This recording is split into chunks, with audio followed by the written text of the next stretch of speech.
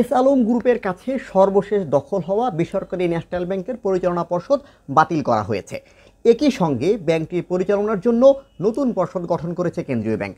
দেশের রাজনৈতিক পট পরিবর্তন ও বাংলাদেশ ব্যাংকের নতুন গভর্নর নিয়োগের পরে এই প্রথম একটি বাণিজ্যিক ব্যাংকের পরিচালনা পর্ষদ ভেঙে নতুন পর্ষদ গঠন করা হলো।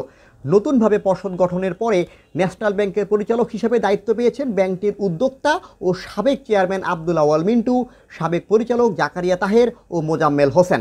পাশাপাশি ব্যাংকটিতে 4 জন স্বতন্ত্র পরিচালক নিয়োগ করেছে বাংলাদেশ ব্যাংক। স্বতন্ত্র পরিচালক হিসেবে নিয়োগ পেয়েছেন বাংলাদেশ ব্যাংকের সাবেক নির্বাহী পরিচালক মোহাম্মদ জুলকারনাইন, সীমান্ত ব্যাংকের সাবেক ব্যবস্থাপনা পরিচালক মোখলেসুর রহমান, ঢাকা বিশ্ববিদ্যালয়ের আইবিএর অধ্যাপক ডক্টর মেলিতা মেহজাবিন ও চার্টার্ড অ্যাকাউন্টেন্ট মোহাম্মদ আব্দুল সত্তার সরকার। এই 7 জনের মধ্যে ব্যাংকের নতুন চেয়ারম্যান নিযুক্ত হবেন। বাংলাদেশ ব্যাংকের governor doctor Ahsan H Mansur national ব্যাংকের পর্ষদ ভেঙে দেওয়ার আদেশে স্বাক্ষর করেন। এই আদেশে বলা হয়েছে, ন্যাশনাল ব্যাংকের পরিচালনা পর্ষদের নীতি নির্ধারণে দুর্বলতার কারণে ব্যাংকের আর্থিক অবস্থার অবনতি, ব্যাংকিং সুশাসন ও শৃঙ্খলার বিঘ্ন করার মাধ্যমে ব্যাংক ও আমানতকারীদের স্বার্থ পরিপন্থী কর্মকাণ্ডে পর্ষদ সম্পৃক্ত ছিল। এই জন্য ব্যাংক কোম্পানি আইন 47(1) ও 48(1) ধারার প্রদত্ত ক্ষমতা বলে আমানতকারীদের স্বার্থ রক্ষা ও জনস্বার্থে ন্যাশনাল ব্যাংক লিমিটেডের বিদ্যমান পরিচালনা পর্ষদ বাতিলের আদেশ দেওয়া হলো। এই আদেশ সংশ্লিষ্ট সবাইকে জানানোর জন্য ব্যাংকের ব্যবস্থাপনা পরিচালক এমডিকে নির্দেশ দেওয়া হয়। সংকটে থাকা বেসরকারি খাতের ন্যাশনাল ব্যাংকের পরিচালনা পর্ষদ সর্বশেষ গত মে মাসে পুনর্গঠন করেছিল বাংলাদেশ ব্যাংক। এর 4.5 মাস আগে আরও একবার ব্যাংক পর্ষদ পুনর্গঠন করেছিল কেন্দ্রীয় ব্যাংক। ন্যাশনাল ব্যাংক একসময় নিয়ন্ত্রণ করত ব্যবসায়ী গোষ্ঠী শিকদার গ্রুপ। মে মাসে পর্ষদ পুনর্গঠনের সময় শিকদার গ্রুপকে ব্যাংক থেকে বের করে চেয়ারম্যান করা হয় চট্টগ্রামের কেডিএস গ্রুপের চেয়ারম্যান খলিলুর রহমানকে।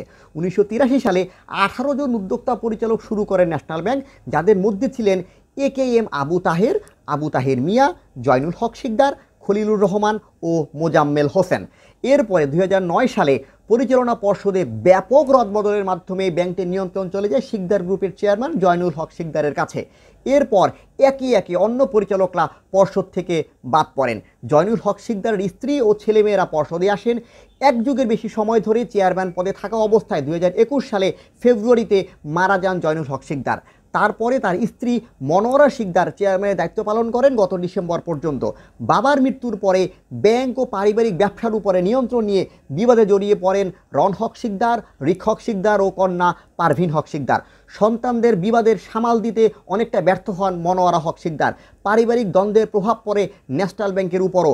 পরিচালনা পর্ষদে শিকদার পরিবারের 4 জন পরিচালক থাকায় বিবাদ স্পষ্ট হয়ে ওঠে। এর মধ্যে ঋণ নিয়ে অনিয়ম, শিকদার পরিবারের সদস্য পরিচালকদের ক্রেডিট কার্ডের মাধ্যমে প্রায় 150 কোটি টাকার অর্থ পাচার ও ঋণ কেলেঙ্কারির ঘটনা প্রকাশ হয়। পরে 2023 সালে হস্তক্ষেপ শুরু করে কেন্দ্রীয় ব্যাংক এবং বছরের শেষ দিকে ডিসেম্বরে পর্ষদ ভেঙে দেওয়া হয়। সে সময় পুনর্গঠিত পর্ষদে অন্য পরিচালকদের মধ্যে অন্যতম ছিলেন এস আলম গ্রুপের সংশ্লিষ্টরা। স্বতন্ত্র পরিচালকদের একজন ছিলেন হিসাববিদ রত্না দত্ত, যিনি এস আলম গ্রুপের প্রধান আর্থিক কর্মকর্তা CFO সুব্রত কুমার ভৌমিকের স্ত্রী। আরেক পরিচালক এসানুল করিম ছিলেন এস আলম গ্রুপের একজন আইনজীবী। নতুনভাবে গঠিত পর্ষদে তারা সবাইকে বাদ দিয়েছে বাংলাদেশ ব্যাংক। বাংলাদেশ ব্যাংকের অনুমোদন নিয়ে ন্যাশনাল ব্যাংক প্রায় 3000 কোটি টাকা সুদ মওকুফের সুবিধা দিয়েছিল এস আলম গ্রুপকে। এতক্ষণ আমাদের সাথে থাকার জন্য ধন্যবাদ। স্কুলস অফ ব্যাংকিং বাংলাদেশের সাথেই থাকুন।